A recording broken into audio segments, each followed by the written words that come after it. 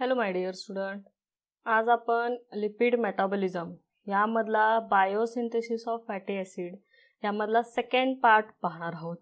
Previous लेक्चरमध्ये आपण पाहिले की महत्त्वाच्या 3 रिॲक्शन्स आहेत बायोसिंथेसिस ऑफ फॅटी ॲसिड करण्यासाठी. तर त्यातल्या 2 आपण पाहिल्यात. तर कुठल्या कुठल्या पाहिल्यात? एक म्हणजे प्रोडक्शन ऑफ ॲसिटिल कोए अँड NADPH2 ही एक आपण रिॲक्शन पाहिलेली आहे. त्यानंतर फॉर्मेशन ऑफ मॅलोनिल कोए फ्रॉम ॲसिटिल कोए, म्हणजे ॲसिटिल कोएपासून मॅलोनिल कोए कसा तयार झाला ही एक बीट पाहिलेला आहे. आणि तिसरा जो महत्त्वाचा बीट आहे तो आपण ह्या लेक्चरला पाहणार आहोत, ते म्हणजे reaction of fatty acid synthase complex. आता हा कॉम्प्लेक्स जो आहे फॅटी ॲसिड सिंथेस म्हणजे फॅटी ॲसिड तयार करण्यासाठी जे काय एन्झाईम लागतो त्या सगळ्या एन्झाईमचा एक कंबाईन मोठं स्ट्रक्चर आहे. तर ते कसं तयार केले जातं, तर ह्या पद्धतीचा बीट हा तिसरा बीट आहे जो आपण आजच्या लेक्चरला पाहणार आहोत. आपण पाहूया आता. तर reactions of a fatty acid synthase complex कुठल्या कुठल्या रिॲक्शन्स आहेत बघा. हा मल्टीफंक्शनल एन्झाईम आहे, म्हणजे जे काही ॲसिड सिंथेस करण्यासाठी भरपूर जे एन्झाईम्स लागणार आहेत त्यातले सगळे एक कंबाईन युनिट हे आहे, म्हणून त्याला आपण मल्टीफंक्शनल एन्झाईम म्हणतो. युकॅरियोटमध्ये काय आहे बघा, exist as a dimer with 2 identical units. तुम्हाला माहिती आहे हिमोग्लोबिनमध्ये 4 सब युनिट्स आहेत, तसं ह्याच्यामध्ये तुम्हाला 2 सब युनिट बघायला मिळतील. Each monomer possesses the activity of 7 different enzymes. 2 monomer आहेत त्याच्यापासून कॉम्प्लेक्स तयार झाला आहे, आणि एक मोनोमर म्हणजे सिंगल जो असतो स्ट्रक्चर त्याच्यापासून काय होतं की 7 डिफरंट प्रकारचे एन्झाईम्स ची कामं असतात, तर ते एक सिंगल मोनोमर करतो. Okay. And acyl carrier protein bound to the 4-फॉस्फोपॅटेथेईन म्हणजे काय आहे, पॅन्टेथेईन म्हणजे काय आहे की ह्याच्यामध्ये अजून एक कंपोनंट आहे, तर तो काय करतो, अकाइल कॅरियर त्याच्यामध्ये असतो. ओके. त्यानंतर ना it functions as a single unit catalysing all the 7 reaction. साधारण ह्याच्यामध्ये तुम्हाला फॅटी ॲसिड सिंथेसिसच्या वेळेला 7 रिॲक्शन्स बघायला मिळतील. तर ह्या 7 रिॲक्शनमध्ये तुम्हाला हा एकच कंबाईन कॉम्प्लेक्स काम करतेला बघायला मिळेल. आता याचा ॲडव्हान्टेजेस काय आहे, multi enzyme function, multi enzyme complex म्हणजे एकाच कॉम्प्लेक्समध्ये वेगवेगळ्या प्रकारचे एन्झाईम्स काम करतात. Intermediate of the reactions can easily interact with active sites of enzyme. बऱ्याच वेळा एन्झाईम्समध्ये काय असतं, एक ॲक्टिव्ह साईट असते ज्याच्यामध्ये एक्झॅक्ट रिॲक्शन कॅरी फॉरवर्ड केली जाते. बाकीचा जो पार्ट असतो ज्याच्यामध्ये रिॲक्शन होत नाही पण तो स्ट्रक्चर म्हणून तो एन्झाईमचा रोल करतो. ठीक आहे. 1 gene codes all the enzymes, all enzymes are in equimolar concentration. एक जीन आहे, म्हणजे डीएनएचा जो सिक्वेन्स असतो त्याच्यापासून जीन तयार होतो, बरोबर आहे. आणि त्या एक जीनचा सिक्वेन्स जो आहे त्याच्यापासून ह्या सगळ्या प्रकारचे एन्झाईम्स त्याच्यातले मल्टी एन्झाईम कॉम्प्लेक्स तयार होतो. हा the efficacy of the process is enhanced. ही जी प्रोसेस आहे एनहान्स म्हणजे फार ॲडव्हान्स टाईपची तुम्हाला मल्टी एन्झाईम कॉम्प्लेक्स रिॲक्शन बघायला मिळतील. रिॲक्शन्स कुठल्या कुठल्या आहेत बघा. The 2 carbon fragment of acetyl CoA is transfer to ACP of fatty acid synthase catalyzed by the enzyme acetyl CoA ACP transacyclase. आता या रिॲक्शन्स आपण पुढे बघणार आहोत, तर आपण रायटिंग फॉर्ममध्ये म्हणून आपण पाहतोय ॲसिटिल कोए ACP ट्रान्सॲसिटिलेज. तुम्हाला रेड कलरचं दिसतं, हा एन्झाईम आहे. तर तो काय करतो, ॲसिटिल कोएचं कन्व्हर्जन ACP मध्ये करतो. ओके. त्यानंतर ना acetyl unit is then transferred from ACP to cysteine residue of the enzyme. म्हणजे ACP पासून सिस्टीनकडे काय केला जातो, ॲसिटिल कंपोनंट फॉलो केला जातो. ACP sites falls vacant. मग अशा वेळेला ACP जो आहे तो काय होतो, रिकामा राहतो. व्हॅकेंट म्हणजे रिकामं.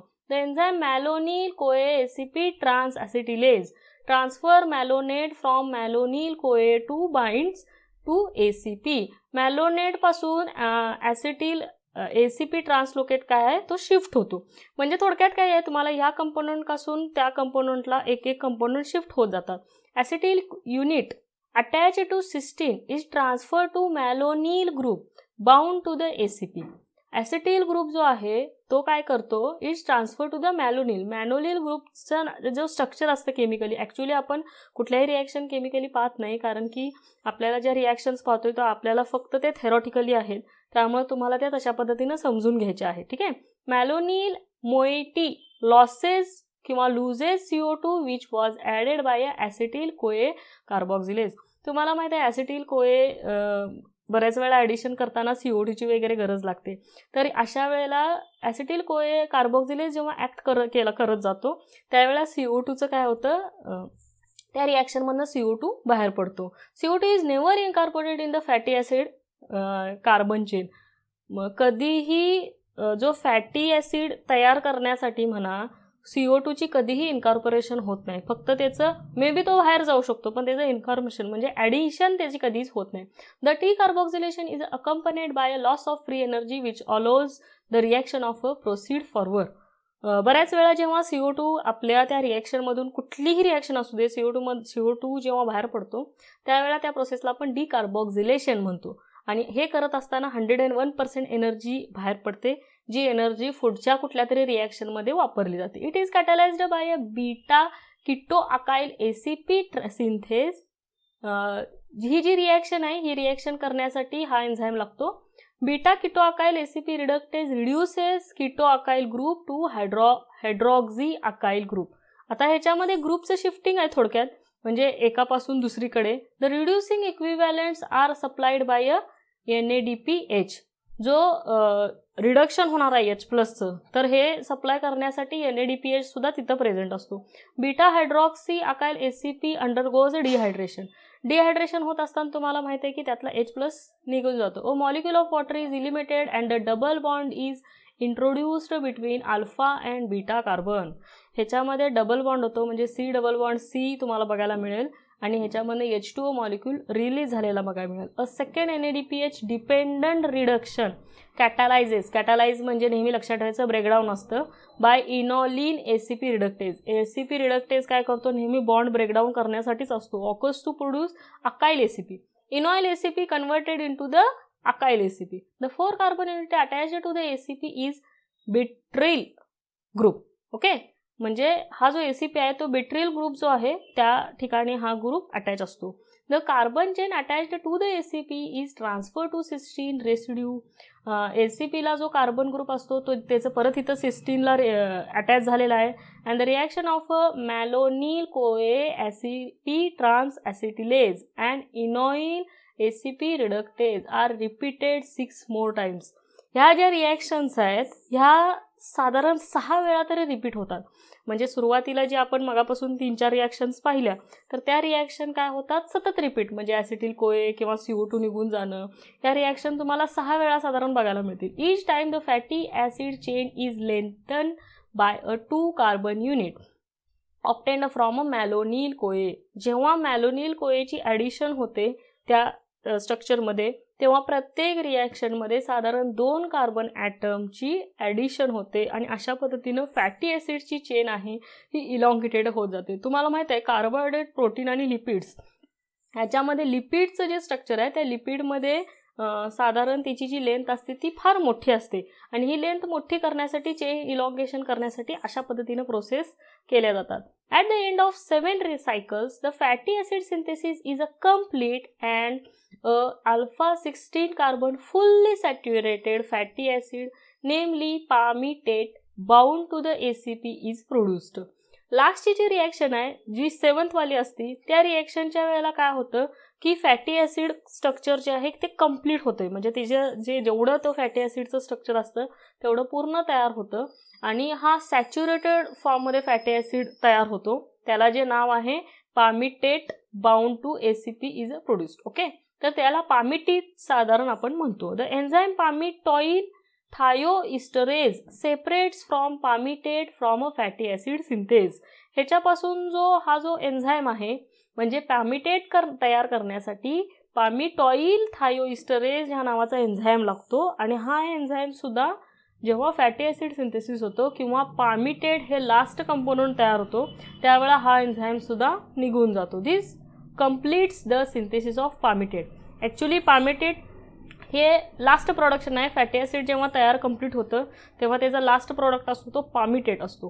ठीक आहे, आता आपण एक जनरल रिॲक्शन्स पाहूया की ह्याच्यामध्ये स्टेप बाय स्टेप कशी सिक्वेन्स होतो. हे तुम्हाला नोटबुकमध्ये सुद्धा या रिॲक्शन्स लिहायच्या आहेत, महत्त्वाच्या रिॲक्शन्स आहेत. परीक्षेला सुद्धा विचारतात ह्याच्याबद्दल, कारण की फॅटी ॲसिड सिंथेसिससाठी, बायोसिंथेसिससाठी de novo synthesis of fatty acid हे फार कॉमन आहे आणि जर वाईडली स्टडी झालेला आहे, त्यामुळे तुम्हाला हे स्टडीला इन डिटेलसुद्धा दिलेलं आहे. ओके, आता इथं केमिकल रिॲक्शन्स थ्रू काही ठिकाणी दिलेलं आहे. बघा इथं काय आहे, FAS कॉम्प्लेक्स आहे, फॅटी ॲसिड सिंथेस कॉम्प्लेक्स आहे इथं. ठीक आहे, तर तुम्हाला इथं हा कॉम्प्लेक्स बघायला मिळेल. ह्याच्यामध्ये ॲसिटिल कोएची ॲडिशन झाली, कोएची ॲडिशन झाल्यानंतरनं CoASH बाहेर पडला. ठीक आहे, ही सगळी नावं आता आपण मगापासून पाहतोय. ॲसिटिल कोए ACP ट्रान्स असायटिलेज हा नावाचा एन्झाईम येतो. हा एन्झाईम काय करतो, कन्व्हर्जन ॲसिटिल SACP म्हणजे FAS कॉम्प्लेक्सचं कन्व्हर्जन ॲसिटिल SACP मध्ये करतो, transfer of acetyl to cysteine. आता सिस्टीनकडे गेल्यानंतर काय होतं बघा, ॲक्च्युली इथं 2 रिॲक्शन्स आहेत.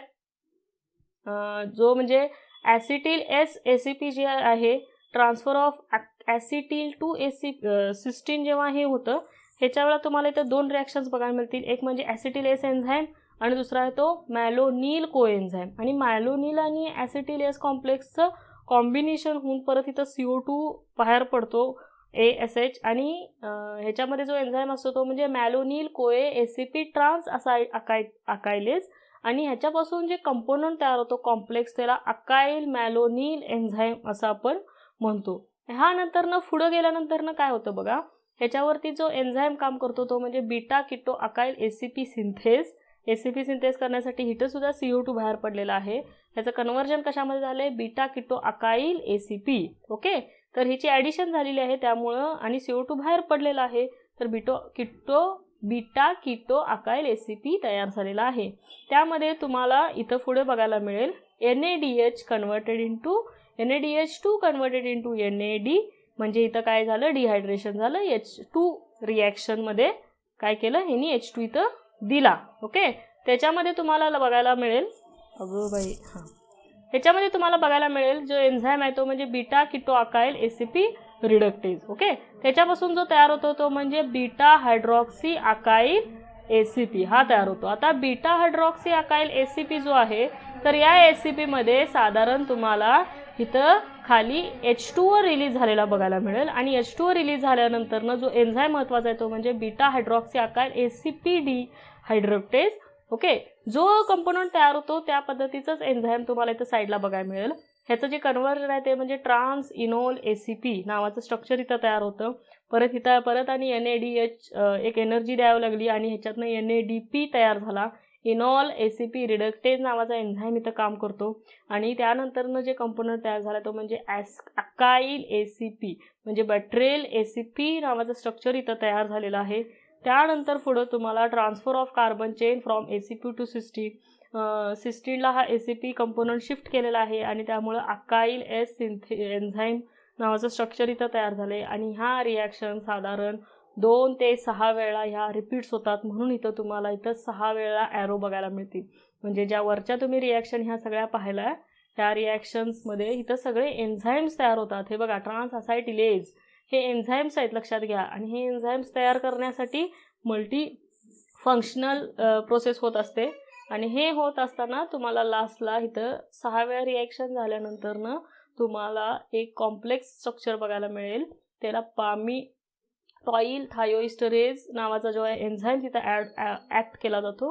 त्यापासून महत्त्वाचं कंपोनंट बाहेर पडतो तो म्हणजे पामिटेट, जो ॲक्च्युली 16 कार्बनचा असतो. आणि हे तुम्हाला जे बघायला मिळेल CH2 ब्रॅकेटमध्ये 13, हे फार महत्त्वाचं आहे, लक्षात घ्या. कारण की प्रत्येक रिॲक्शनमध्ये तुम्हाला इथं 2-2 कार्बन म्हणजे 6 वेळा जेव्हा ही रिॲक्शन होते ना, तेव्हा तुम्हाला इथं 2-2 कार्बन इथं ॲड झालेलं बघायला मिळेल. ठीक आहे, आणि अशा पद्धतीने टोटल 16 कार्बनची जेव्हा ही रिॲक्शन होईल तेव्हा हा ACPचा जो एन्झाईम आहे हा तुम्हाला बाहेर पडलेला बघायला मिळेल. ठीक आहे, त्यानंतर ना आता हा एन्झाईम कॉम्प्लेक्समध्ये काय काय आहे बघा. साधारण मल्टी एन्झाईम आहेत, भरपूर एन्झाईम आपण नावं पाहिली मगापासून. ही सगळी नावं फॅटी ॲसिड सिंथेस कॉम्प्लेक्सच्या अंडर येतात, लक्षात घ्या. त्यामध्ये हा डायमर फॉर्ममध्ये आहे, मोनोमर आहे, त्याचं साधारण वजन एवढं आहे, 2,40,000 इतपत त्याचं वजन आहे. त्यानंतरनं सब युनिट्समध्ये तुम्हाला ॲक्टिव्हिटीज बघायला मिळतील. त्यामध्ये FAS आहे, ACP आहे, फॉस्फोपॅथोथिनाईन आहे, SH ग्रुप आहे. म्हणजे ज्याला SH ग्रुप अटॅच आहे. 2 सबयुनिट्स लाई इन अँटीपॅरलल, म्हणजे जसा DNAचं अँटीपॅरलल स्ट्रक्चर असतं तसं तुम्हाला हे सबयुनिट्स म्हणजे एक वरती तर दुसरं उलटं अशा पद्धतीनं स्ट्रक्चर तुम्हाला हे बघायला मिळेल. हेड टू टेल ओरिएंटेशन, म्हणजे एक स्ट्रक्चरचं डोकं वरती असेल तर दुसऱ्याचं स्ट्रक्चर खालच्या बाजूला, कारण की 2 सबयुनिटनी तयार झालेलं आहे हे. ही डायग्राम एक फार महत्त्वाची आहे. ही डायग्रामसुद्धा तुम्हाला टेक्स्टबुकमध्ये सुद्धा आहे, तुम्हाला नोटबुकमध्ये सुद्धा काढायची आहे. मी नोट्स देईन तेव्हा ही डायग्राम देईन तुम्हाला. ही डायग्राम ॲक्च्युली फार महत्त्वाची आहे. हे मल्टी एन्झाईम काम कसा करतो किंवा त्याचं स्ट्रक्चर कसं आहे इथं तुम्हाला ॲक्च्युली जी मगाशी तुम्ही रिॲक्शन सिक्वेन्सफुली बघितला त्याच रिॲक्शनमध्ये तुम्हाला इथं बघायला मिळेल. हे बघा, किटो अकायल सिंथेज आहे, ॲसिटिल ट्रान्स अकायल आहे, मॅलोनिल ट्रान्सफरेज आहे. फंक्शनल डिव्हिजन म्हणजे ॲक्च्युली एक्झॅक्ट इथं त्याचं वर्क होत असते. हे 2 सबयुनिट आहेत, लक्षात आलं का तुमच्या? म्हणजे फॅटी ॲसिड सिंथेसिसचं जे स्ट्रक्चर सांगितलं ना मगापासून, डायमर आहे, इथं तुमच्या लक्षात येईल बघा, हा एक युनिट आहे आणि हा एक युनिट आहे. आणि एक्झॅक्ट मधनं जर बघितलात तुम्हाला ॲक्च्युली हा एक युनिट आहे. हा बरोबर जर उलटा केलात तर तुम्हाला हे स्ट्रक्चर बघायला मिळेल, बरोबर सरळ केलात तर हे स्ट्रक्चर बघायला मिळेल. त्यामुळं बरोबर उलट्या पद्धतीनं तुम्हाला हे स्ट्रक्चर म्हणजे हा एक भाग आणि हा एक भाग बरोबर उलट्या पद्धतीनं अटॅचमेंट झालेली बघायला मिळेल. आणि हेच 2 महत्त्वाचे फंक्शन्स आहेत जे फॅटी ॲसिड सिंथेसिस करण्यासाठी करतात. ॲक्च्युली हे स्ट्रक्चरचं नाव आहे आणि एवढे एन्झाईम्स त्याच्यामध्ये प्रेझेंट असतात जे आपण मगापासून रिॲक्शनमध्ये बघायला लागलो आहे. The SH group of phosphopantetheine of a 1 subunit is in close proximity to the SH of a cysteine residue of a other subunit. Actually याच्यामध्ये जो सिस्टीन रेसिड्यू आहे त्याच्यामध्ये SH जो कॉम्प्लेक्स आहे त्याला त्याची अटॅचमेंट असते सिस्टीनशी related. Each monomer of FAS contain all the enzyme activity of a fatty acid synthesis. म्हणजे जे सिंगल युनिट आहे हाला मोनोमर म्हणायचं आणि हा दुसरा आहे तो डायमर, म्हणजे दोन्ही एकत्र येऊन डायमर तयार होतात. तर प्रत्येक मोनोमरमध्ये साधारण FESचे एन्झाईम ॲक्टिव्हिटी करण्यासाठीचे एन्झाईम्स प्रेझेंट असतात. Only the dimer is functionally active. म्हणजे जर तुम्ही हा सिंगल कंपोनंट घेतलात तर हा काम करणार नाही, पण जेव्हा तुम्ही दोन्हीही एकत्र घेतलात तरच हा ॲक्टिवली काम करतो, right. The functional unit consists of half of each subunit interacting with the complementary half of the other. जसं तुम्हाला DNA सिंथेसिसमध्ये माहीत असेल की एक DNA सरळ असतो आणि दुसरा DNA एक्झॅक्ट त्याच्या उलटा असतो, अशा पद्धतीनं सेम हा जो कॉम्प्लेक्स आहे हा काम करतो. FAS structure has a both functional division and a sub unit division. Actually ह्याच्यामध्ये पण कामं त्यांनी वाटून घेतलेली आहेत, तशा पद्धतीने सेम म्हणजे 2 सबयुनिट आहेत त्याच्यामध्ये सुद्धा त्यांची कामं तशी वाटून घेतलेली आहेत. The 2 subunit functionals of a FAS independently operate and synthesis 2 fatty acid simultaneously at a time. साधारण तुम्हाला 2 फॅटी ॲसिड्स मगापासून जे आपण म्हणतोय एक रिॲक्शनमध्ये 2 कार्बन पामिटेटमध्ये ॲड होतात, राईट. तर प्रत्येक हे 2 ॲड होण्याचं कारण काय आहे? कारण की 2 सबयुनिट्स त्या एका युनिटला प्रेझेंट असतात. आता याचं सिग्निफिकन्स काय आहे बघा. FAS complex offers great efficacy that is a free from interference of other cellular reaction for the synthesis of a fatty acid. ह्याच्यामध्ये काय असतं, जास्तीत जास्त ती रिॲक्शन होण्यासाठी महत्त्व होतं. म्हणून हे कॉम्प्लेक्स आहे ना, एका स्ट्रक्चरमध्ये तुम्हाला भरपूर एन्झाईम्स बघायला मिळते. This is a good coordination in the synthesis of all the enzymes of FAS complex. म्हणजे ह्या सगळ्या एन्झाईमचं एकत्र कोऑर्डिनेशन असल्यामुळंच पामिटेट तयार होण्यासाठी मदत होते. रेग्युलेशन बघायचं काय आहे. Fatty acid production is a controlled by. बरेच एन्झाईम्स त्याला काम करतात. मेटाबोलाइट्स आहेत, काही प्रॉडक्ट्स आहेत, हार्मोन्स आहेत, डाएट आहे, डाएटमध्ये डाएटरी मॅनिप्युलेशन आहे. तुम्ही जर फूड मटेरियल खाताना जर चेंजेस केले असेल तर ह्याच्यामुळं पण फॅटी ॲसिड सिंथेसिस होण्यासाठी थांबवलं जातं. ॲसिटिल कोए कार्बॉक्झिलेज हा पण एन्झाईम आहे, तो महत्त्वाचा आहे की जो रेग्युलेशन करण्यासाठी इम्पॉर्टंट आहे. This enzyme control a committed step in the fatty acid synthesis. बऱ्याच वेळा आता सगळ्या रिॲक्शन्स ह्या एन्झाईमच काम करतो, राईट. तर त्या रिॲक्शनमध्ये बऱ्याच ठिकाणी ॲसिटिल कोए कार्बॉक्झिलेज वर्क केल्यामुळं फॅटी ॲसिड सिंथेसिस होण्यासाठी ती प्रोसेस थांबते. Acetyl CoA carboxylase exist as an inactive protomer monomer or an active polymer. हे जे 2 डायमर आहेत मगाशीच म्हटलं, जेव्हा दोन्ही एकत्र असतील तरच हे काय होणार आहेत, ॲक्टिव्ह डायमर होणार आहे. अदरवाईज सिंगल असतो तो हा इनॲक्टिव्ह फॉर्ममध्येच असतो. Citrate promotes the polymer formation and increase the fatty acid synthesis. ह्याच्यामध्ये सायट्रेट नावाचा जे कंपोनंट आहे जो त्यात प्रेझेंट असतो तो काय करतो, पॉलिमर फॉर्मेशन म्हणजे कार्बन चेन एका ह्याच्या वेळेला 2 जी ॲडिशन आहे हे करण्यासाठी ॲक्च्युली सायट्रेटसुद्धा त्याचा महत्त्वाचा रोल करतो. पामिटॉइल कोए and malonyl CoA cause a depolymerisation of the enzyme inhibits the fatty acid synthesis. बऱ्याच वेळेला ह्या दोन महत्त्वाचे कंपोनंट काय करतात की डिपॉलिमरायझेशन म्हणजे एन्झाईमचं स्ट्रक्चर काय करतात ब्रेकडाऊन, म्हणजे हे जे मोठं आहे ते वाढण्यासाठी म्हणजे ते वाढू नये म्हणून, आणि फॅटी ॲसिड सिंथेसिस जे आहे, फॅटी ॲसिड सिंथेसिसला कार्बन अटॅच असतो राईट, म्हणजे कार्बनची ॲडिशन होत होत पॉलिमरायझेशन होतं आणि पामिटेड तयार होतो. तर हे तयार न होण्यासाठी डिपॉलिमरायझेशन करण्यासाठी, डिपॉलिमरायझेशन म्हणजे ब्रेकडाऊन ऑफ चेन, हे करण्यासाठी हे दोन महत्त्वाचे कंपोनंट रोल करतात. ओके, आता NADPH तुम्ही बघितला दोन रिॲक्शन, साधारण दोन रिॲक्शनमध्ये तुम्हाला NADPHचा रोल बघायला मिळाला. एका ठिकाणी दोन ठिकाणी त्यांनी H2 तिथं त्या रिॲक्शनमध्ये दिला. तर हा NADPH काय करतो बघा, it reducing equivalent for fatty acid synthesis and provided by NADPH which come either from a citrate transport of a hexose monophosphate shunt. या दोन्हीपासून कुठूनही आपल्या बॉडीतल्या सगळ्या रिॲक्शन एकमेकाला इंटर रिलेटेड असल्यामुळं कुठून कुठला कंपोनंट कुठं जाईल सांगता येत नाही. त्यामुळे असंच NADPH जिथं जिथं रिलीज होईल, एक्झाम्पल इथं दोन दिलेत, सायट्रेट आणि हेक्झोस मोनोफॉस्फेट शंट, ह्या दोन्ही ठिकाणून कुठनंही NADPH इथं येऊ शकतो. About 40 to 60% of the required NADPH is obtained from HMP shunt, हा जो वरती दिला आहे त्याचं नाव शॉर्ट फॉर्ममध्ये आहे, which significantly influences fatty acid synthesis. म्हणजे साधारण HMS पासून HMP म्हणू शकता तुम्ही, ह्याच्यापासून साधारण 50 ते 60% NADPH तिथनं मिळतात राईट. त्यानंतरनं long chain fatty acid synthesis करण्यासाठी काय काय लागतं बघा. Chain elongation can takes place either mitochondria or in endoplasmic reticulum. महत्त्वाचं आहे, फिलिंग द ब्लँक्सला येऊ शकतं. मायटोकॉन्ड्रिया आणि एंडोप्लाझमिक रेटिक्युलममध्ये ह्या दोन्ही गोष्टी म्हणजे पामिटेड तयार होण्यासाठी मदत होतं. Microsomal chain elongation is more predominant and involves successive additional of a malonyl CoA with the participation of NADPH.